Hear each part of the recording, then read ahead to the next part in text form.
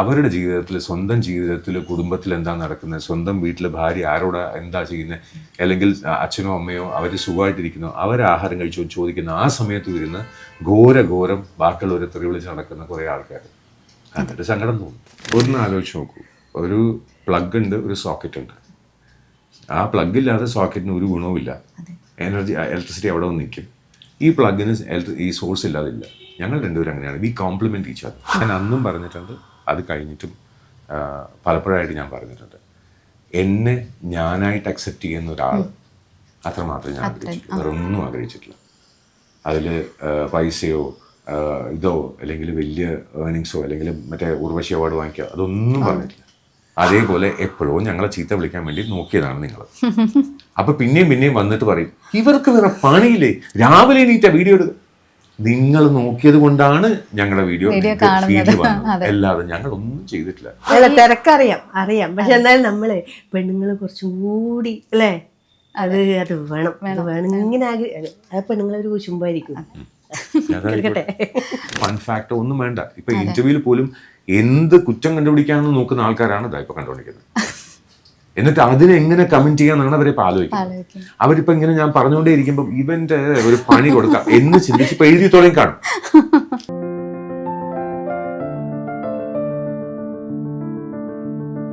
ഇൻഫ്ലുവൻ പ്ലസിലേക്ക് എല്ലാ പ്രേക്ഷകർക്കും സ്വാഗതം. ഇന്ന് എൻ്റെ കൂടെയുള്ളത് സോഷ്യൽ മീഡിയ വൈറലാക്കിയ 2 ദമ്പതികളാണുള്ളത്. അതുപോലെ തന്നെ വൈറലാക്കുന്നതിനോടൊപ്പം തന്നെ ഹൃദയത്തിലേറ്റിയ 2 പേരാണ് നമ്മളോടുള്ളത്. ക്രിസ് വേണുഗോപാൽ ആൻഡ് ദിവ്യ ശ്രീധർ. നമസ്കാരം. നമസ്കാരം. ആദ്യം തന്നെ ഞാൻ ചോദിക്കട്ടെ, ലൈഫ് ഈസ് ബ്യൂട്ടിഫുൾ എന്ന് പറഞ്ഞു കഴിഞ്ഞാൽ ഇപ്പം എന്തായിരിക്കും 2 പേർക്കും പറയാനുള്ളത്? ലൈഫ് ഈസ് ബ്യൂട്ടിഫുൾ ഓൾവേസ് അല്ലേ, എപ്പോഴും ബ്യൂട്ടിഫുൾ ആണ്. എന്നാലും നമുക്ക് ഇഷ്ടപ്പെട്ട ആളുകൾ കൂടെയുള്ള സമയത്ത് കുറെ കൂടെ മോർ ബ്യൂട്ടിഫുൾ അല്ലേ, എന്ത് പറയും? അതെ. ഒരിക്കൽ ഗിരീഷ് പുത്തഞ്ചേരിയോട് സംസാരിക്കുന്ന സമയത്ത് ഗിരീഷ് ഏട്ടൻ്റെ അടുത്ത് പ്രവാസികൾക്ക് വേണ്ടിയിട്ടൊരു മെസ്സേജ് പറയുന്നു. അപ്പോൾ അദ്ദേഹത്തിൻ്റെ സ്വതസിദ്ധമായ ആ ശൈലിയിൽ ചോദിച്ചു, എന്താ മോനെ ഈ പ്രവാസം? നാട് മനസ്സിലുള്ളവൻ ഒരിക്കലും പ്രവാസിയല്ല. അപ്പോൾ അവൻ എത്ര ദൂരെയാണെങ്കിലും നാട് മനസ്സിലുണ്ടെന്നുണ്ടെങ്കിൽ അവൻ പ്രവാസിയല്ല. അതുപോലെ ലൈഫ് ഈസ് ബ്യൂട്ടിഫുൾ. കൂടെ ഉണ്ടെങ്കിലും ദൂരെയാണെങ്കിലും മനസ്സിൽ അവരുള്ളപ്പോൾ പിന്നെ നമ്മൾ പറയേണ്ട കാര്യമില്ല. അതെ, നമുക്ക് ഓർക്കാൻ ഒരാളുണ്ട്, കൂടെയുണ്ട്. അത് അടുത്താണോ ദൂരെയാണോ അതൊന്നും ഒരു വിഷയമല്ല. പ്രസൻസ് നമുക്ക് എപ്പോഴും കുറച്ചും കൂടെ ഒരു പോസിറ്റീവ് എനർജി തീർച്ചയായിട്ടും ഉണ്ട്. പക്ഷെ അത് ഇല്ല എന്ന് വെച്ചിട്ട് ലൈഫ് മോശമായി അങ്ങനെയില്ല. അത് ശരിയാണ് സാർ. അതുകൊണ്ടാണ് ഞാൻ ചേട്ടാന്ന് വിളിക്കാം, എനിക്കത് കുറച്ചുകൂടെ കംഫർട്ടബിൾ ആയിരിക്കും. അതെ, ഞാൻ പേര് വിളിക്കാം. ഞാൻ ഉദ്ദേശിച്ചത് ഇപ്പോൾ 2 രീതിയിൽ ജീവിച്ച വ്യക്തികളാണ്, 2 സ്ഥലങ്ങളിലായിട്ട്. പരസ്പര ബന്ധമില്ലാത്ത കുറച്ച് കാര്യങ്ങൾ. അതായത് വെൻചേട്ടൻ വോയിസ് ആർട്ടിസ്റ്റ് ആയിരുന്നു, അതുപോലെ തന്നെ വിദേശത്തായിരുന്നു, അതുപോലെ ഒരുപാട് നോളേജ് ഉള്ള ഒരാളാണ്, ഒത്തിരി പഠിച്ചിട്ടുള്ള ഒരാളാണ്. ഇപ്പോൾ കുഞ്ഞുമോക്ക് അറിയാവുന്ന പല കാര്യങ്ങളും എനിക്കറിയില്ല. എനിക്ക് കണ്ണൂർ ഭാഷ ഞാൻ പഠിച്ചു വരുന്നത്. അത് ചോദിക്കണം, ഞാൻ വരുന്നുണ്ട്. ഞാൻ പഠിച്ചു വരുന്നതേ ഉള്ളൂ. പിന്നെ ഞാൻ നോൺ വെജ് കുക്ക് ചെയ്യുന്നത് വളരെ കുറച്ചാണ്. അത് ഇതുവരെ ഞാൻ കുക്ക് ചെയ്ത് കാണിച്ചിട്ടില്ല. പുള്ളിക്കാരിക്ക് അറിയാവുന്ന അത്രയും കറികൾ ചിലപ്പോൾ എനിക്ക് അറിയില്ല. ചേട്ടൻ പ്യുവർ വെജിറ്റേറിയൻ ആണോ? എഗിറ്റേറിയൻ ആണ്. എഗ് ഇഷ്ടമാണ്. അപ്പോൾ എന്താണ് ആ സ്പെസിഫിക് പറയുമ്പോൾ, ഇപ്പൊ കണ്ണൂർ ചെന്ന് കഴിഞ്ഞാൽ പെരക്ക് എന്നൊക്കെ പറഞ്ഞിട്ടുള്ള കറികൾ അതൊന്നും നമുക്കറിയില്ല. അപ്പോൾ കുറേ അറിവുകൾ എന്ന് പറഞ്ഞാൽ എന്നെക്കാളും അറിവുള്ള ചില കാര്യങ്ങൾ, എന്നെക്കാളും അറിവുള്ള ഇതുണ്ട്. അങ്ങനെ നോക്കിക്കഴിഞ്ഞാൽ ഒരിക്കലും അങ്ങനെ ഒരു ഡിഫറൻസ് തോന്നില്ല. എനിക്കെന്തോ അറിവ് കൂടുതലാണ്, കുഞ്ഞുമോക്ക് അറിവ് കുറവ്, അങ്ങനെ ഒരിക്കലും ഉണ്ടാവില്ല. നമ്മൾ എങ്ങനെയാണ് കാണേണ്ടതെന്ന് വെച്ച് കഴിഞ്ഞാൽ, കുഞ്ഞുമോൾ ഒരു സ്ത്രീയായിട്ടും ഞാനൊരു പുരുഷനായിട്ട് ജീവിച്ചു. സ്ത്രീയും പുരുഷനും ഒരുമിച്ച് ഒരു കുടുംബമായിട്ട് ജീവിക്കും, അത്രയും ഉണ്ടായിട്ടുള്ളൂ. ഇതിൽ എനിക്ക് മുടിക്ക് നീളം കൂടുതലാണ്, അങ്ങനെയാണെങ്കിൽ പുള്ളിക്കാരിക്ക് താടിയില്ലല്ലോ, എനിക്ക് താടി കൂടുതലല്ലേ. അപ്പൊ അങ്ങനെയുള്ള കമ്പാരിസൺ എല്ലാം വളരെ ബേസിസ്. അത് പ്രോബബ്ലി സോഷ്യൽ മീഡിയയിലുള്ള ആൾക്കാർക്കെല്ലാം ഇവിടെ കണ്ടോ, ഇവിടെ അവൻ വണ്ണം വെച്ചു, ഇവിടെ കണ്ടോ ഇവന് മീശയില് ഈ മുടി നരച്ചു പോയി. ബേസ്ലെസ് ആണ്. അവരുടെ ജീവിതത്തിൽ, സ്വന്തം ജീവിതത്തിൽ, കുടുംബത്തിൽ എന്താ നടക്കുന്നത്, സ്വന്തം വീട്ടിൽ ഭാര്യ ആരോട് എന്താ ചെയ്യുന്നത്, അല്ലെങ്കിൽ അച്ഛനോ അമ്മയോ അവർ സുഖമായിട്ടിരിക്കുന്നോ, അവർ ആഹാരം കഴിച്ചോ ചോദിക്കുന്ന ആ സമയത്ത് വരുന്ന ഘോരം ബാക്കിയുള്ളവരെ തെറി വിളിച്ച് നടക്കുന്ന കുറേ ആൾക്കാർ കണ്ടിട്ട് സങ്കടം തോന്നും. അത്രക്കേ ഉള്ളൂ അവർ. അതെ. അപ്പം അത് ഒരു സൈഡിൽ ഇങ്ങനെ നടക്കുന്ന സമയത്ത് ഞങ്ങൾ തമ്മിൽ അങ്ങനെ ഒരു ഡിഫറൻസ് ഇല്ല. എൻ്റെ അടുത്ത് കല്യാണത്തിന് മുന്നേ എന്നെ അറിയാവുന്ന ഒരാൾ വന്നു, വലിയ വ്യത്യാസമില്ലേ? ഞാൻ പറഞ്ഞു അതെ, ആ വ്യത്യാസമുള്ളപ്പോൾ എന്താ, കുഞ്ഞുമൊക്കെ എന്ത് ആവശ്യമുണ്ടെങ്കിലും എനിക്കറിയാവുന്ന കാര്യങ്ങൾ ചെയ്തു കൊടുക്കാം. വലിയ വ്യത്യാസമുള്ളത് കാരണം എനിക്ക് ആവശ്യമുള്ള പല കാര്യങ്ങളും പുള്ളിക്കാരി ചെയ്തു തരാൻ പറ്റും. തീർച്ചയായിട്ടും. ഇപ്പോഴും സോഷ്യൽ മീഡിയ എനിക്ക് തോന്നുന്നു മുന്നേ ഉള്ള അത്രയും ഒരു കമൻസ് കാര്യങ്ങൾ എനിക്ക് തോന്നുന്നു നിങ്ങളെ കുറേ ആൾക്കാർ ഇഷ്ടപ്പെട്ട് തുടങ്ങിയിട്ടുണ്ട് എന്നാണ് ഞാൻ മനസ്സിലാക്കിയിട്ടുള്ളത്. ഒത്തിരി ആൾക്കാർക്ക് ദിവ്യ വലിയ ഇഷ്ടമാണ്. ദിവ്യയിലെ ഒരു കുട്ടിത്തം എപ്പോഴും നമ്മൾ കാണാറുണ്ട് പല വീഡിയോസിലും. അപ്പം അങ്ങനെ വെനിച്ചേട്ടന് തോന്നിയിട്ടുണ്ടോ ദിവ്യ ഒരു കുട്ടിത്തം ഉള്ളൊരു കുട്ടിയാണ്? ഞാൻ പലപ്പോഴും പറഞ്ഞിട്ടുള്ളൂ, എനിക്ക് 3 കുട്ടികൾ, ഏറ്റവും ഇളയ കുട്ടി ഇതായിരിക്കും. എനിക്ക് തോന്നുന്നു മോൾക്ക് കുറച്ചും കൂടെ പക്വത കൂടുതലാന്ന് തോന്നുന്നു അമ്മയെക്കാളും. എനിക്ക് പല ഇൻ്റർവ്യൂസിലും ദിവ്യ പറഞ്ഞിട്ടുണ്ട്. കാര്യം ഈ ഒരു വെനിച്ചേട്ടൻ്റെ ഈ ഒരു പ്രപ്പോസൽ വന്ന സമയത്ത് മോളാണ് കുറച്ച് കൂടുതൽ അമ്മേനെ സപ്പോർട്ട് ചെയ്ത്. ആ സമയത്ത് എനിക്ക് ഞാൻ എന്തുണ്ടെങ്കിലും അവരുടെ അടുത്താണ് ഷെയർ ചെയ്യുന്നത്. അവരോട് ഈ അമ്മ എന്നൊക്കെ എനിക്ക് സ്വന്തമായിട്ട് ഒന്നും അറിയില്ല, ഒരഭിപ്രായവും ഇല്ലാത്ത ഒരാളാണ് ഞാൻ. ഇന്ന സ്ഥലത്ത് പോകണമെങ്കിലും ഞാൻ അങ്ങനെ വേണ്ട, ഇന്നാൾ എന്തെങ്കിലും പറഞ്ഞിട്ടുണ്ട് അപ്പൊ ഞാൻ എന്തും ഓപ്പൺ ആയിട്ട്, എനിക്ക് വേറെ ആരും ഇല്ലല്ലോ, മക്കളോടാണ് ഞാൻ എല്ലാം ഷെയർ ചെയ്തത്. എനിക്ക് സ്വന്തമായിട്ടൊരു അഭിപ്രായം ഇല്ല സത്യം പറഞ്ഞാൽ. മോള് കുറച്ചും കൂടെ നന്നായിട്ട് ബോൾഡായിട്ട് ഇതിനൊരു അമ്മ ഇങ്ങനെ ഒരു തീരുമാനത്തിലേക്ക് പോണം എന്നുള്ള ഒരു ഇത് പറഞ്ഞപ്പോ എത്രത്തോളം ഭയങ്കര സന്തോഷമായി. കാര്യം മക്കളുടെ സപ്പോർട്ട് എപ്പോഴും നമുക്ക് പേരൻസ് എന്നുള്ള രീതിയിൽ നമുക്ക് അവരുടെ സപ്പോർട്ടാണ് തന്നെ. ഇപ്പൊ കല്യാണം കഴിഞ്ഞു എന്ന് വിചാരിച്ചിട്ടും നമ്മൾ അവരെ മാറ്റി നിർത്തുമോ, അവരെ വിട്ടിട്ടൊരു ലൈഫിലേക്കോ ഇതുവരെ വന്നിട്ടില്ല, ഈ നിമിഷം വരെ വന്നിട്ടില്ല. അത് തന്നെയാണ് ലോകം. അങ്ങനെ വേണം, അതാണല്ലോ, അതാണ്. എത്രയോ പേര് പറഞ്ഞിട്ടുമുണ്ട്. ഇപ്പൊ നമുക്ക് രണ്ടാൾക്കും ഒന്നിച്ച് കുറെ ദിവസങ്ങൾ മാറി നിൽക്കേണ്ട ഒരവസ്ഥകളൊന്നും ഇല്ല, സാഹചര്യം ഇല്ല. ഏട്ടൻ്റെതായ ബിസി കാര്യങ്ങളായിട്ട് അങ്ങനെ പോകുന്നു. ഞാൻ മക്കള് കാര്യങ്ങൾ പറഞ്ഞിട്ട് അങ്ങനെ. അപ്പൊ അവരെ വിട്ട് ഞാനൊരു ലൈഫ് ഇല്ല, എനിക്കില്ല.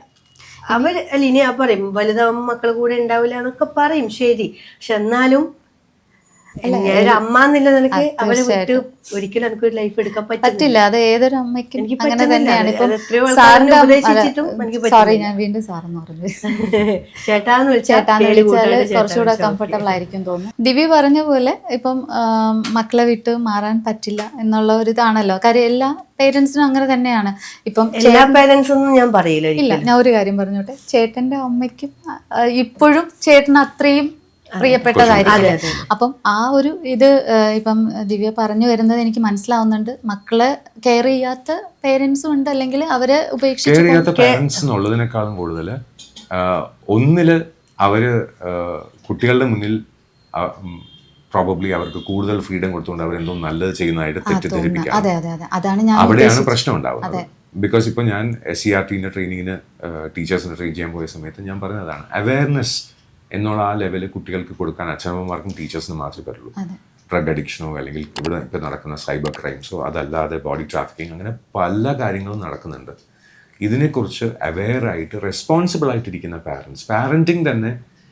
ഇപ്പോൾ പല ആൾക്കാരും പാരൻറ്റിംഗ് എന്നുള്ള വാക്ക് വളരെ നന്നായിട്ട് എല്ലാവരും പ്രയോഗിക്കുന്നുണ്ട്. പക്ഷെ ശരിക്കും പാരൻറ്റിങ്ങിൻ്റെ അർത്ഥം മനസ്സിലാക്കി വളർത്തുന്ന പാരൻസ് ആണ് വേണ്ടത് നമുക്ക്. എനിക്ക് തോന്നുന്നു ദിവ്യ മക്കൾക്ക് കിട്ടിയൊരു ബെസ്റ്റ് അപ്പയായിരിക്കും ഇതെന്ന് എനിക്ക് തോന്നുന്നു. കാര്യം എന്നാലും ഇത്രയും കാലം അവരെ നല്ല മക്കളാക്കി ദിവ്യ ഒറ്റയ്ക്ക് വളർത്തിക്കൊണ്ടുവന്നു. അതിലും എനിക്കൊരു പ്രൗഡ് അമ്മയായിട്ടാണ്. ഒന്ന് ആലോചിച്ച് നോക്കൂ, ഒരു പ്ലഗ് ഉണ്ട്, ഒരു സോക്കറ്റ് ഉണ്ട്.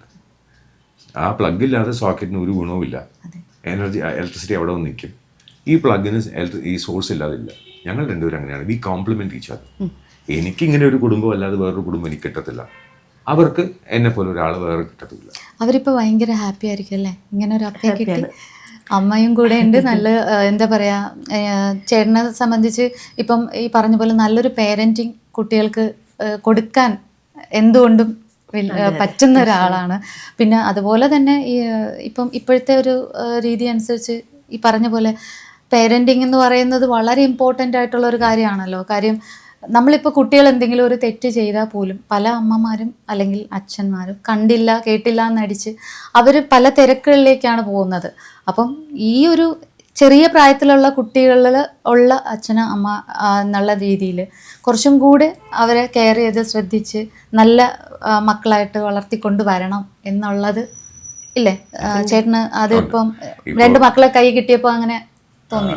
ഏറ്റവും ഡിഫിക്കൽട്ട് ഫേസ് എന്ന് പറഞ്ഞാൽ അവരുടെ ലെവലിലേക്ക് നമ്മൾ കാര്യങ്ങൾ അവതരിപ്പിക്കുമ്പോൾ അവരെന്തൊക്കെയാണ് മനസ്സിൽ വിചാരിക്കുന്നുള്ളത് നമുക്കറിയില്ല. കാരണം ഈ ജനറേഷൻ്റെ ഒരു വ്യത്യാസം. അപ്പോൾ അത് പഠിച്ചു തുടങ്ങിയിട്ടുണ്ട്, പഠിച്ചുകൊണ്ടിരിക്കുകയാണ്.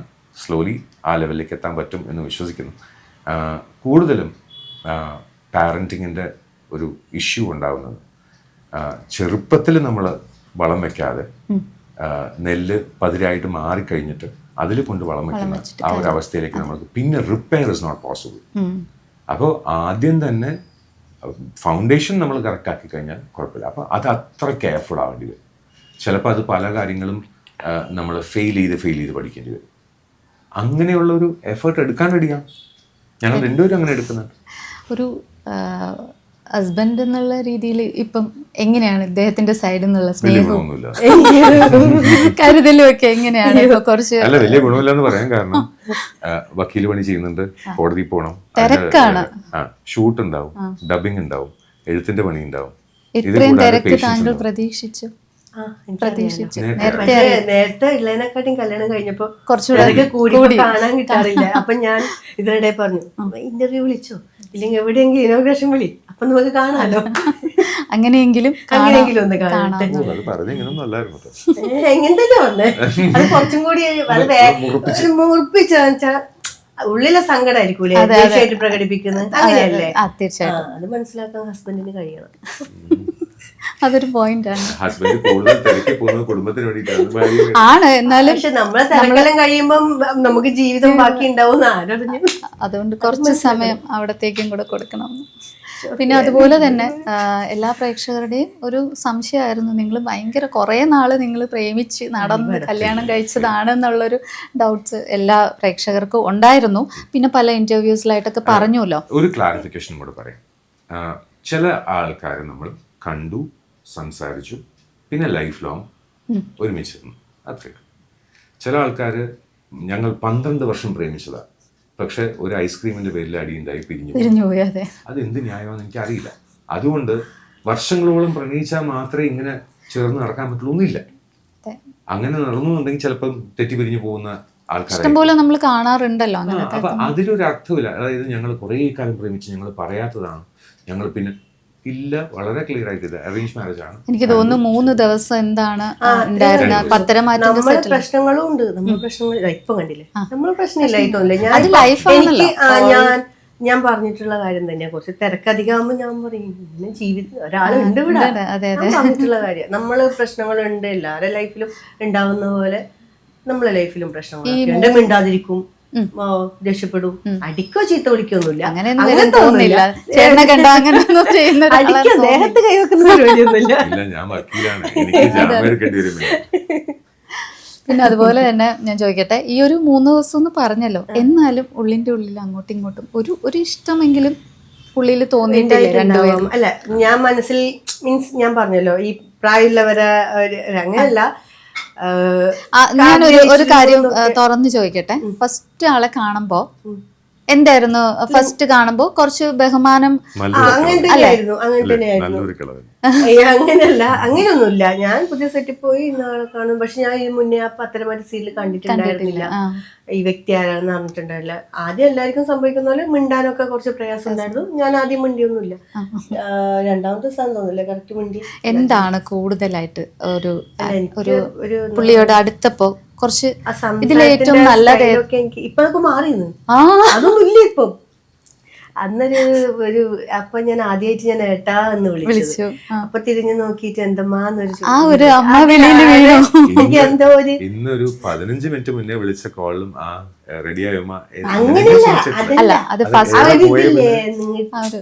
അതൊരു ഇങ്ങനെ ഒരു ഒഴുക്ക് സാവകാശം സംസാരിക്കൂലേ, അത് വീഡിയോ മിസ്സായി പോയി. ഫസ്റ്റ് ആ വിളിയിലാണ് ആ അമ്മ വിളി, അതിപ്പോഴും ഉണ്ട്. പക്ഷെ ആ ഒരു വിളിയിലൊരു ഉള്ളിൽ കൊണ്ടുമില്ല. ഒന്നും ചെയ്യാതെ നമുക്ക് സീരിയൽ മാത്രം ചെയ്ത് ഇങ്ങനെ ഡബിങ് ചെയ്ത് ഇപ്പൊ അങ്ങനെയല്ല, എപ്പ എന്ത് കോൾ ആഗ്രഹിക്കാലോ അല്ലേ? നമുക്കത് ആഗ്രഹിക്കാം. അപ്പൊ തിരിച്ച് നമ്മുടെ കുഞ്ഞുമോളെന്നാണ് വിളിക്കുന്ന ചേട്ടൻ, ഞാൻ കേട്ടിട്ടുണ്ട്. അപ്പൊ കുഞ്ഞുമോളിൽ എന്താണ് തോന്നിയൊരു പോസിറ്റീവായിട്ടുള്ളത്? അത് പറഞ്ഞാൽ ചിലപ്പോൾ ഒരു ഇന്റർവ്യൂ ഒന്നും പോരാ. ഞാൻ ഇത്രയും ഇന്റർവ്യൂസിൽ പറഞ്ഞിട്ടുള്ള മുഴുവനും പോസിറ്റീവ് തന്നെ പറഞ്ഞില്ല, നെഗറ്റീവും അല്ല. നമുക്കൊരാളെ കാണുമ്പോൾ ഈ ആളെ നമ്മുടെ ലൈഫിൽ കൂടെ കൂട്ടാം എന്നൊരു ചിന്ത അങ്ങനെ എല്ലാവരും കണ്ടാലും നമുക്ക് ഒരിക്കലും വരുന്ന കാര്യമല്ല. വളരെ അപൂർവം ആൾക്കാരെ കാണുമ്പോഴോ അല്ലെങ്കിൽ അവർ ഞാൻ പൊതുവെ എല്ലാവരോടും കൂടുതൽ സംസാരിക്കുന്ന കൂട്ടത്തിൽ ഞാൻ അന്നും പറഞ്ഞിട്ടുണ്ട്, അത് കഴിഞ്ഞിട്ടും പലപ്പോഴായിട്ട് ഞാൻ പറഞ്ഞിട്ടുണ്ട്, എന്നെ ഞാനായിട്ട് അക്സെപ്റ്റ് ചെയ്യുന്ന ഒരാൾ അത്രമാത്രം ഞാൻ ആഗ്രഹിച്ചിട്ടില്ല, വേറെ ഒന്നും ആഗ്രഹിച്ചിട്ടില്ല. അതിൽ പൈസയോ ഇതോ അല്ലെങ്കിൽ വലിയ ഏർണിങ്സോ അല്ലെങ്കിൽ മറ്റേ ഉർവശി അവാർഡ് വാങ്ങിക്കുക അതൊന്നും പറഞ്ഞിട്ടില്ല. ഞാൻ കുഞ്ഞുങ്ങൾ എങ്ങനെയാണോ അങ്ങനെ തന്നെ അക്സെപ്റ്റ് ചെയ്യുന്നത്. എനിക്ക് ഇങ്ങനെ മാറണം, അങ്ങനെ മാറണം, മുടി ഇങ്ങനെ ചെയ്യണം, അങ്ങനെ ചെയ്യണം, അല്ലെങ്കിൽ ഇങ്ങനത്തെ ഡ്രസ്സിന് എനിക്കങ്ങനെ ഒരു റെസ്ട്രിക്ഷനും ഇല്ല. കഴിക്കുന്നത് എന്താ കഴിക്കുക, സംസാരിക്കണം എന്താ സംസാരിക്കാം, ഒരു മാറ്റവും വരുത്തേണ്ട കാര്യമില്ല. എങ്ങനെയാണോ അങ്ങനെ തന്നെ ഉണ്ടായാൽ മതി. അതാണ് എപ്പോഴും നല്ലത്. കാര്യം ആ വ്യക്തി മാറിക്കഴിയുമ്പോഴാണ് അവിടെ പ്രശ്നങ്ങൾ. ഇപ്പം നമ്മൾ പലപ്പോഴും കേട്ടിട്ടുള്ളൊരു കാര്യമാണ്, ഇപ്പം പലരും പറയാറുണ്ട്, നിങ്ങൾ സ്നേഹിച്ചിരുന്ന സമയത്തുള്ള ആ ഒരു ആളല്ലല്ലോ കല്യാണം കഴിച്ചപ്പോൾ. അത് രണ്ട് പേഴ്സണാലിറ്റി ആയിട്ടാണ് പല ആൾക്കാരും നിൽക്കുക. അതായത് അതിന് മുന്നേ ഒരു അതായത് നമ്മൾ എന്തെങ്കിലും നെഗറ്റീവ് കാണിച്ചു കഴിഞ്ഞാൽ നമ്മുടെ ഓപ്പോസിറ്റ് നിൽക്കുന്ന ആളിന് നമ്മളെ കളഞ്ഞിട്ട് പോകുമെന്നുള്ളൊരു പേടി കൊണ്ട് പലരും പലരുടെയും ക്യാരക്ടർ റിവീൽ ചെയ്യാണ്ട് അങ്ങനെ ഹൈഡ് ചെയ്ത് വെക്കുമ്പോഴാണ് കുറച്ച് പ്രശ്നങ്ങൾ. ചേട്ടൻ എന്താണോ അത് തന്നെയാണ് ഇപ്പോഴും, അതുപോലെ തന്നെയാണ്. അതുകൊണ്ട് അങ്ങനെ ആവുമ്പോൾ നമുക്ക് പ്രശ്നങ്ങൾ അഡ്ജസ്റ്റ് ചെയ്യണമെന്നില്ല. അതെ അതെ അതെ, അഡ്ജസ്റ്റ് ചെയ്യണ്ട, അതിൽ ഒരു കാര്യമില്ല. കാരണം ലൈഫ് അഡ്ജസ്റ്റ് ചെയ്യാൻ തുടങ്ങിക്കഴിഞ്ഞാൽ അത് there is no end to it. അതെ, ഒരു കാര്യം നമ്മൾ മാറ്റിക്കഴിഞ്ഞാൽ അടുത്ത ഇത് മാറ്റ്, അടുത്ത ഇത് മാറ്റ്, ഇങ്ങനെ ചെയ്യാൻ പാടില്ല, അങ്ങനെ ചെയ്യാൻ പാടില്ല, ഇങ്ങനെ ലിസ്റ്റ് വലുതാകത്തേ ഉള്ളൂ. പക്ഷെ എങ്ങനെയാണോ അങ്ങനെ അല്ല, ഭാര്യയും ഭർത്താവിന്റെ അവരുടെ തിരക്കുകൾ അഡ്ജസ്റ്റ് ചെയ്യണേ, അഡ്ജസ്റ്റ് ചെയ്യണം. അതിനോട് ഞാൻ 100% ഇന്റർവ്യൂ ആണോ അതോ എനിക്കിട്ടുള്ള ഇതല്ലേ എല്ലാം അഡ്ജസ്റ്റ് ചെയ്യണം. അങ്ങനെ പറഞ്ഞപ്പോ ഇവരിക്കുവാ അഡ്ജസ്റ്റ് ചെയ്യാൻ പറ്റുന്ന ഒഴിവാണെന്ന് നമ്മളെ സ്വഭാവത്തിൽ മാറ്റം വരുത്തിയിട്ട് ഇങ്ങനെയാണ് ഞാൻ എന്ന് കള്ളം പറഞ്ഞ് ജീവിക്കരുത്. അങ്ങനെ അത് വേണ്ട. സമയം കണ്ടെത്തി ആ പഴയ ഒരു ഉമ്മാവിളിയിലൊക്കെ പുള്ളിക്കാരത്തി സോഫ്റ്റ് ആക്കി നമ്മുടെ ഒരു സ്പെഷ്യൽ റിക്വസ്റ്റ് കൊടുത്തിട്ടുണ്ട്. തിരക്കറിയാം, പക്ഷെ എന്നാലും നമ്മള് പെണ്ണുങ്ങള് കുറച്ചും കൂടി അല്ലേ, അത് വേണം ഇങ്ങനെ അത് പെണ്ണുങ്ങളൊരു കുശുമ്പായിരിക്കും.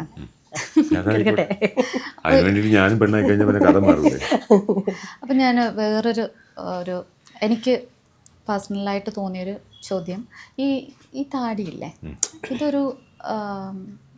ഇതൊരു ഐഡൻറ്റിറ്റിയാണ്. ഇപ്പം ക്രിസ് വേണുഗോപാൽ എന്ന് പറയുമ്പോൾ ഈ ഒരു നീളം താടിയിലുള്ള ഒരു ആള് നമ്മുടെ മൈൻഡിലേക്ക് വരുന്നത്. ഈ താടി ഇങ്ങനെ ഇഷ്ടപ്പെട്ട് വളർത്തിക്കൊണ്ട് വന്നതാണോ അതോ ഇഷ്ടമായിട്ട് വളർത്തിക്കൊണ്ടുവന്നതാണ്?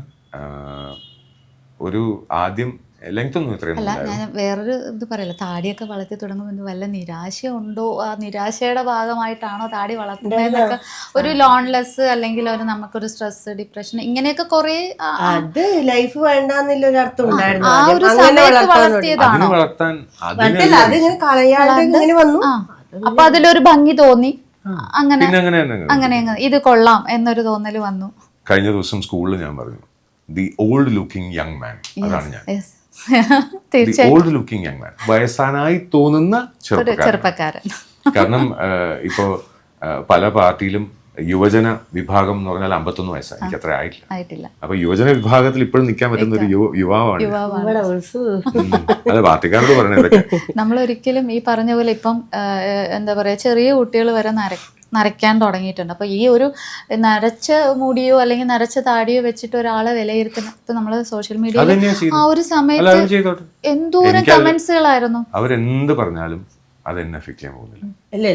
അതെനിക്ക് മനസ്സിലായി, ചേട്ടന് അത് എഫക്ട് ചെയ്തിട്ടില്ല. പക്ഷെ ദിവ്യക്ക് കുറച്ചൊക്കെ ഫീൽ ചെയ്തിട്ടുണ്ടോ എന്ന് എനിക്ക് തോന്നുന്നു ആ സമയത്തല്ലേ.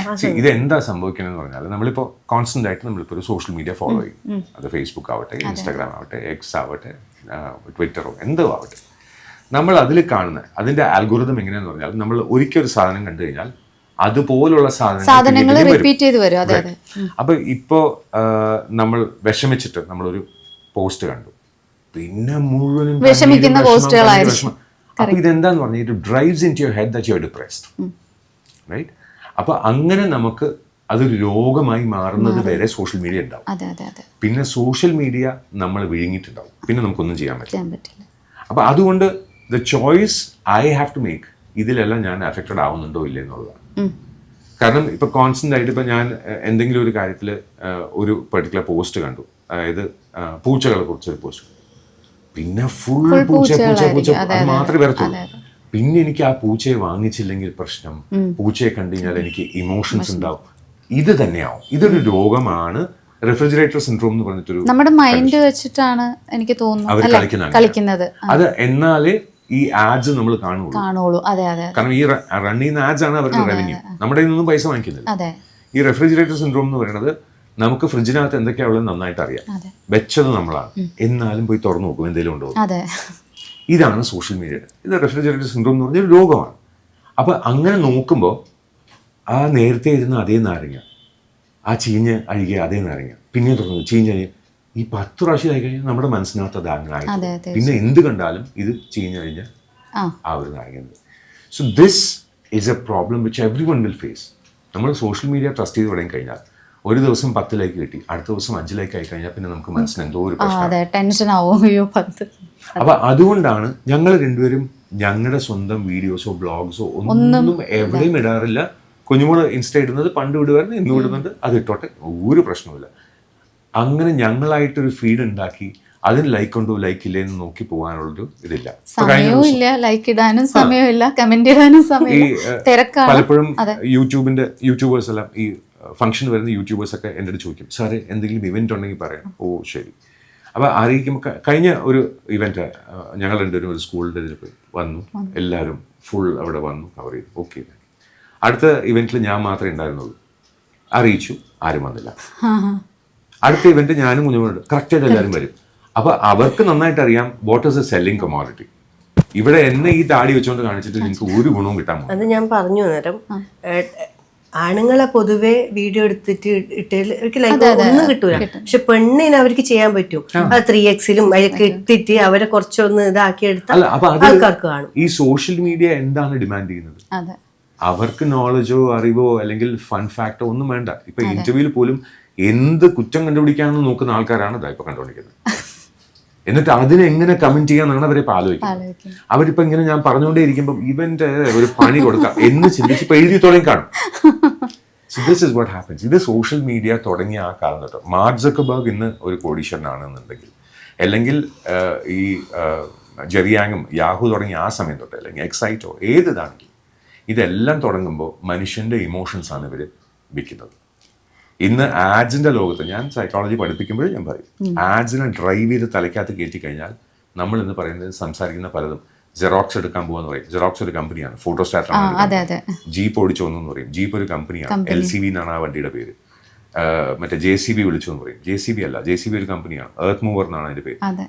ഇത് ആഡ് ലോകം, ആഡ്സ് കേട്ട് കേട്ട് കേട്ട് രാവിലെ കോൾഗേറ്റ് ഇട്ട് പല്ലിച്ച്, ടൂത്ത് പേസ്റ്റ് ഇട്ടിട്ടാണ് പല്ലിക്കുന്നത്. സോ ഇങ്ങനെയുള്ള ഡ്രൈവിംഗ് നടക്കുന്നത് പണ്ട് പരസ്യത്തിലൂടെ മാത്രമായിരുന്നു, ഇന്ന് അങ്ങനെയല്ല.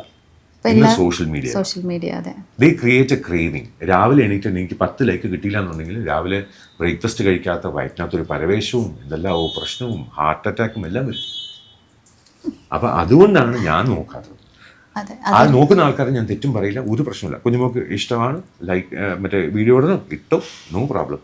ഞാൻ ലൈക്ക് ചെയ്യണം, ഞാൻ ലൈക്ക് ചെയ്യാം, നോ പ്രോബ്ലം, ഒരു പ്രശ്നമില്ല. പക്ഷെ ഇത് വിശ്വസിച്ച് പല ആൾക്കാരും ലൈഫ് നശിപ്പിച്ചിട്ടുണ്ട്. അതെ, തീർച്ചയായിട്ടും. നമ്മളിപ്പം ഒരുപാട് ഇപ്പം സോഷ്യൽ മീഡിയാസിലൊക്കെ ഒത്തിരി പേര് ഇതുപോലെ വൈറലായിട്ട് ഈ പറഞ്ഞ പോലെ സ്ട്രഗിൾ ചെയ്ത് അവരിങ്ങനെ ഭയങ്കര കട്ട ബോൾഡായിട്ടൊക്കെ നിൽക്കുന്ന കുറേ ആൾക്കാർ ഇപ്പോൾ റീസെൻ്റ്ലി ഒക്കെ ഉണ്ടല്ലോ. അപ്പം ഈ ഒരു സോഷ്യൽ മീഡിയ ഒരാളിൻ്റെ ലൈഫിന് എന്താ പറയുക, താഴേക്കും കൊണ്ടുപോകും, മുകളിലേക്കും കൊണ്ടുപോകും. രണ്ടും ഉണ്ട്. നമ്മൾ ഇപ്പോൾ ഈ പറഞ്ഞ പോലെ തന്നെ ആ വെഡ്ഡിങ്ങിൻ്റെ സമയത്ത് ഒരുപാട് നെഗറ്റീവ് കമൻസ് വന്ന പോലെ ഒരുപാട് ആൾക്കാർ നിങ്ങളെ സ്വീകരിച്ച ആൾക്കാരുണ്ട്. നിങ്ങളൊരു നല്ല പേരാണ്, രണ്ടുപേരും കാണുമ്പോൾ തന്നെ നമുക്കൊരു സന്തോഷമാണ് എന്നൊക്കെയുള്ള രീതിയിൽ അങ്ങനെ ഒരു ഞാനിപ്പോൾ വീഡിയോ എടുത്താലും നേരെ ഇപ്പുറം വന്ന് മെസ്സേജ് ഇടും. അങ്ങനെയില്ല, ഒന്നും ഇടല്ലേ, നിങ്ങളാണ് അതെ, അതെ. allergy. അങ്ങനെ അതൊക്കെ support delete എന്നാ ചിരിച്ചോണ്ടിട്ട് ഞാൻ പറയും, ഇവൾക്ക് എന്തോന്ന് ചിരിച്ചോണ്ടിരിക്കുന്നത്, ഇവളുടെ ഒരു അസുഖം എന്ന് പറഞ്ഞത്. എന്നിട്ടാണ് പ്രശ്നമാണ്. ജോയ്സി മേയർ പോലുള്ള ഒരു ഇവാഞ്ചലിസ്റ്റോ അല്ലെങ്കിൽ ഗൗർ ഗോപാൽദാസ് പോലുള്ള ഒരു മങ്കോ അല്ലെങ്കിൽ തീഷ ധാനോ അല്ലെങ്കിൽ ചിന്മയാനന്ദോ, ഇവരുടെ എല്ലാവരുടെയും യൂട്യൂബ് വീഡിയോന് കവറേജ് കിട്ടുന്നതിനേക്കാളും ഒരു ഫിലിം ആക്ട്രസ് ഇനോഗ്രേഷന് പോകുമ്പോൾ ബാക്കിൽ നിന്ന് എടുക്കുന്ന സൂം ചെയ്ത ക്യാമറയ്ക്കാണ് വാല്യൂ. തീർച്ചയായിട്ടും കറക്റ്റ്. അത്രേ ഉള്ളൂ. അതെ. അപ്പോ ഈ നന്മ നല്ലതുകൊണ്ട് ചീത്തയുണ്ട്. പക്ഷേ ചീത്ത കൂടുതലായത് എന്തുകൊണ്ടാന്ന് വെച്ചാൽ ആൾക്കാർ ഇൻഫ്ലുവൻസ്ഡ് ആവുക. ഇപ്പൊ അതേ കാര്യം പറഞ്ഞ പോലെ ഒരു ഇനോഗ്രേഷന്റെ വീഡിയോ കണ്ടു കഴിഞ്ഞാൽ അത് തന്നെ വരും. അതേപോലെ എപ്പോഴോ ഞങ്ങളെ ചീത്ത വിളിക്കാൻ വേണ്ടി നോക്കിയതാണ് നിങ്ങൾ. അപ്പൊ പിന്നെയും വന്നിട്ട് പറയും, ഇവർക്ക് വേറെ പണിയില്ലേ, രാവിലെ എണീറ്റ വീഡിയോ എടുക്കും. നിങ്ങൾ നോക്കിയത് കൊണ്ടാണ് ഞങ്ങളുടെ വീഡിയോ ഫീഡിൽ വന്നത്. അല്ലാതെ ഞങ്ങളൊന്നും ചെയ്തിട്ടില്ല. ഞങ്ങൾ നിങ്ങളുടെ വീട്ടിൽ ഒന്നും പൈസ ചോദിക്കോ അല്ലെങ്കിൽ പ്രശ്നം ഉണ്ടാക്കുകയൊന്നും ചെയ്തിട്ടില്ല. But it's really sad that ഞങ്ങൾ വേറെ ഒരു പണിയില്ലാതെ ഇതാണ് ചെയ്തത്. ഇല്ല, കുഞ്ഞുമോള് ചോദിച്ചറിയാം, നന്നായിട്ട് കട്ടങ്ങി പണിയെടുക്കുന്നുണ്ട്. അതല്ലേ ഞാൻ പറഞ്ഞേ, കിട്ടുന്നില്ല, ആളെ കിട്ടുന്നില്ല, കാണാൻ പോലും കിട്ടുന്നില്ല എന്ന് പറഞ്ഞു. അപ്പൊ അതുകൊണ്ട് തന്നെ ഞാൻ പറയുന്നത്, ഈ പറയുന്ന ആൾക്കാരിലും ഐ എം നോട്ട് റിയലി ബോതർഡ്. അവർ ചെയ്യട്ടെ, അവർക്ക് മനസ്സിലാവുന്നില്ല ഈ സോഷ്യൽ മീഡിയ എങ്ങനെയാണ് അവരെ പിടിച്ച് മുറുക്കുന്നതെന്നോ. അല്ലെങ്കിൽ ആൾക്കാർക്ക് നമ്മുടെ പത്തരമാറ്റിലെ ആ മൂർത്തി അപ്പൂപ്പനെ അറിയുള്ളൂ എന്നാണ് എനിക്ക് തോന്നുന്നത്. കുറേ ആൾക്കാർ ഇപ്പൊ ചേട്ടന്റെ ക്ഷേത്രത്തില് മുന്നിൽ വെച്ചിട്ട് ചില ആൾക്കാർ, ഞങ്ങൾ മലപ്പുറത്തുനിന്ന് ഒരു ഫാമിലിയാ, സാറിന്റെ അസുഖം മാറാൻ വേണ്ടി ഞങ്ങൾ പ്രാർത്ഥിക്കുന്നുണ്ട്, അമ്പലത്തിൽ പൂജ കൊടുക്കുന്നു. ഈ മൂർത്തി സാറിന് അസുഖം മാറാൻ വേണ്ടി കൊടുത്തു കഴിഞ്ഞാൽ പ്രദീപ് പണിക്കർ എന്ന് പറഞ്ഞ റൈറ്റർ വേണം അത് മനസ്സിലാക്കി. അത് എന്റെ അടുത്ത് പറഞ്ഞിട്ട് കാര്യമില്ല. അപ്പൊ അസുഖം മാറി, ഓക്കെ, അവര് പ്രാർത്ഥിച്ചു. അത്രയും ആ ഒരു ക്യാരക്ടറിനെ ഇഷ്ടപ്പെടുന്നു, സ്നേഹിക്കുന്നു എന്നും കൂടി മനസ്സിലാക്കാം. അപ്പം അത് ചേട്ടന്റെ മുത്തശ്ശിമാര് പോലും ഏട്ടന് മുത്തശ്ശാന്നാണ് വിളിക്കുന്നത്. അപ്പൊ ചിലപ്പോ ചില മുത്തശ്ശിമാരുടെ ഒക്കെ ക്രഷ് ആയിരിക്കാം. എത്ര ഏജിലവരൊക്കെ വന്നിട്ട് മുത്തശ്ശനെ ഞാൻ കാണാറുണ്ട് കേട്ടാ എന്നോട്. മുത്തശ്ശിമാരുടെ ക്രഷ് ഹായ് പറഞ്ഞു. മുത്തശ്ശിമാരുടെ ക്രഷാണ്. അയ്യോ സത്യമായിട്ട് ഇതിനിടയിൽ ഒരു ഹോട്ടലിൽ പോയപ്പോ നല്ല പ്രായമുണ്ട് അവർക്ക്. അമ്മമ്മ മുത്തശ്ശൻ എന്റെ അടുത്ത് വന്നു പറഞ്ഞേ, മുത്തശ്ശൻ ഞാൻ കാണാറുണ്ട് കേട്ടാ. ഞാൻ വന്നു, ദിവ്യക്ക് സമാധാനിക്കാൻ മുത്തശ്ശിമാരെ വരുള്ളൂ, പേടിക്കണ്ട. അയ്യോ അതൊന്നല്ല, ആര് പറഞ്ഞ്. ഓ ആരാത്? അയ്യോ ആരാധന എല്ലാവർക്കും ഉണ്ട്. അത് ഈ പറഞ്ഞ പോലെ ചിലപ്പോ പിന്നെ ആരോ ഒരാള് ദിവ്യ കല്യാണം കഴിച്ചുകൊണ്ടാണ്, ഇല്ലെങ്കിൽ ഞാൻ അറിയില്ലായിരുന്നു ഡ്രസ് കല്യാണം കഴിക്കുന്നില്ലെങ്കിൽ ഞാൻ കെട്ടിട്ടായിരുന്നു എന്നൊക്കെ പറഞ്ഞല്ലോ എന്റെ മോനെ. ഒരിക്കലും അവര് പ്രതീക്ഷിച്ചിട്ടുണ്ടാവില്ല, പേടിയുണ്ടാവും, പേടിയുണ്ടാവും പറയാനായിട്ട്. എങ്ങനെയല്ല, അല്ല പറയാൻ പേടിയുണ്ടാവും, പക്ഷെ കെട്ടെന്ന് വിചാരിച്ചിട്ടുണ്ടാവില്ല. ഞാൻ പറഞ്ഞു വന്ന എന്താന്ന് വെച്ചാൽ, അപ്പോൾ ആ ഒരു കഥാപാത്രം അല്ലെങ്കിൽ ആ ഒരു ക്യാരക്ടറിലുള്ള ആളെ മാത്രമേ പ്രേക്ഷകർക്ക് കുറേ പേർക്കൊക്കെ അറിയാൻ പറ്റുള്ളൂ. പക്ഷേ അതിൻ്റെയൊക്കെ അപ്പുറം ഒരുപാട് ഫീൽഡിൽ വർക്ക് ചെയ്തിട്ടുള്ള ആളാണ്. അതെ 10 തലയുള്ള രാവണൻ എന്ന് വേണമെങ്കിൽ പറയാം. ഡോക്ടറേറ്റ് നേടിയ ആളാണ്. അതുപോലെ എഴുതിയിട്ടുണ്ട്, ബുക്സ് എഴുതിയിട്ടുണ്ട്. പിന്നെ അതുപോലെ തന്നെ സൈക്കോളജി, വോയിസ് ആർട്ടിസ്റ്റ് ആണ്. ഐ തിങ്ക് ഡബിങ് ആർട്ടിസ്റ്റ് ആണ്. ഇത്രയും മനോഹരമായ ശബ്ദത്തിനോടൊപ്പം എന്തുകൊണ്ട് ഡബിങ് ആർട്ടിസ്റ്റ് ആവുന്നില്ല എന്ന് ചോദിക്കുന്നില്ല. ഞാൻ ചോദിക്കുന്നത്, എൻ്റെ അച്ഛൻ ചാർട്ടേഡ് അക്കൗണ്ടന്റ് ആയിട്ട് ലൈഫ് മുഴുവൻ ചാർട്ടേഡ് അക്കൗണ്ടൻസി മാത്രമാണ് ചെയ്തത്. ഇപ്പൊ റീസെന്റ് ആയിട്ടാണ് അക്കൗണ്ട്സ് ഒക്കെ നോക്കുന്നത് നിർത്തിയത്. അങ്ങനെ നമ്മൾ നോക്കുമ്പോൾ അച്ഛൻ ഒരു പ്രൊഫഷൻ മാത്രമേ ചെയ്തിട്ടുള്ളൂ. പക്ഷെ അച്ഛൻ എൻ്റെ അമ്മാവന്മാർക്ക് നല്ലൊരു അളിയനായിരുന്നു, ഞങ്ങൾക്ക് നല്ലൊരു അച്ഛനായിരുന്നു, എൻ്റെ അമ്മയ്ക്ക് നല്ലൊരു ഹസ്ബൻഡാണ്, ഒരു റെസ്പോൺസിബിൾ ബ്രദറാണ്. അങ്ങനെ പല കാര്യങ്ങൾ ഒരേ സമയത്ത് ചെയ്തിട്ടുണ്ട്. ഞങ്ങൾക്ക് ഭാവിയിൽ എന്ത് വേണം എന്ന് ആലോചിച്ച് കഷ്ടപ്പെട്ടുള്ളതെന്ന് അവിടെ നിന്ന് ലോൺ എടുത്ത് ആ ലോൺ അടയ്ക്കുന്നതിൻ്റെ ഡേറ്റ് ആലോചിച്ച് വെച്ച് അതെല്ലാം അടച്ച് ഒരു വീട് വെച്ചു. അത് കഴിഞ്ഞ് വേറൊരു വീട് വെച്ചു, ഇവിടെ വന്ന് ഫ്ലാറ്റ് വാങ്ങിച്ചു. ഇതെല്ലാം ചെയ്യുമ്പോൾ നമ്മൾ നോക്കുമ്പം ചാർട്ടേഡ് അക്കൗണ്ടൻസി മാത്രം ചെയ്യും. അല്ല, 100 കണക്കിന് roles as a friend, as a father, as a brother, as a brother in law, നല്ലൊരു മരുമകനായി, നല്ലൊരു ഭർത്താവായി, എല്ലാ രീതിയിലും അച്ഛൻ അങ്ങനെ മൾട്ടി ഫാസറ്റഡ് ആയിരുന്നു. ഓരോരുത്തരും, ഞാൻ പറയുന്നത് നിങ്ങൾ ഓരോരുത്തരും മൾട്ടി ഫാസറ്റഡാണ്. അപ്പൊ അച്ഛൻ ഇൻസ്പയർഡ് ആണ് അച്ഛൻ്റെ ലൈഫിൽ, അല്ലെങ്കിൽ അച്ഛൻ്റെ ക്യാരക്ടർ. ഞാൻ പല സ്ഥലത്തും പറഞ്ഞിട്ടുണ്ട്, അച്ഛൻ്റെ 100-ൽ1 അംശം ഞാൻ നന്നായി കഴിഞ്ഞാൽ ലോകത്തിലെ ഏറ്റവും നല്ല മനുഷ്യൻ ഞാനാണ്. അപ്പൊ അത് ഞാൻ മാത്രമല്ല, നിങ്ങൾ ഓരോരുത്തരും നിങ്ങളുടെ അച്ഛനെ കുറിച്ച് ആലോചിച്ചു, അതെ അതെ എത്ര കഷ്ടപ്പെട്ടിട്ടുണ്ടെന്ന് ആലോചിക്കും. നിങ്ങൾ ഓരോരുത്തരും നിങ്ങളുടെ അമ്മയെ കുറിച്ച് ആലോചിക്കുക. രാവിലെ പാത്രം കഴുകുമ്പം പാത്രം കഴുകുന്ന ആളായിട്ടും, കുക്ക് ചെയ്യുമ്പം ഷെഫായിട്ടും, നമ്മൾ ഡ്രസ്സ് ചെയ്യുമ്പം നമുക്ക് അലക്കുകാരിയായിട്ടും എല്ലാം മാറുന്നുണ്ട്. അതെ. എന്നിട്ട് നമ്മൾ പറയും ഒന്നും ചെയ്യുന്നില്ല, വീട്ടിലെ ഹൗസ് വൈഫാണ്. അതാണ് ഹൗസ് വൈഫുകളോട് എല്ലാരും ചോദിക്കുന്നത് ഇവിടെ എന്ത് പണി എന്ന് ചോദിക്കുമ്പോൾ അത് മനസ്സിലാക്കാത്തതിന്റെ ഇഷ്യൂ ആണ്. ഞാനത് വേറെ വേറെ പ്രൊഫഷൻസ് ആയിട്ട് ചെയ്യുന്നതേ ഉള്ളൂ. അമ്മയോ അച്ഛനോ ചെയ്തത് അത്രയും ഞാനും ചെയ്യുന്നത്. ഈ ഒരുപാട് പ്രൊഫഷൻ കൈകാര്യം ചെയ്ത ഒരാളല്ലേ, അപ്പം ഏറ്റവും കൂടുതൽ കംഫർട്ടബിൾ ആയിട്ടും ഏറ്റവും കൂടുതൽ ഇഷ്ടം തോന്നിയും ചെയ്തിട്ടുള്ള ഒരു ജോബ് ഏതായിരിക്കും? Being Chris Venugopal. അതാണ്. ഞാനായിട്ടിരിക്കുമ്പോഴാണ് എനിക്ക് എല്ലാ പ്രൊഫഷനും ചെയ്യാൻ പറ്റും. അപ്പം ഞാൻ ഏത് പ്രൊഫഷൻ ചെയ്താലും ഞാനായിട്ടിരിക്കുന്നത് വരെ ഞാൻ കംഫർട്ടബിൾ ആണ്. ഓക്കെ.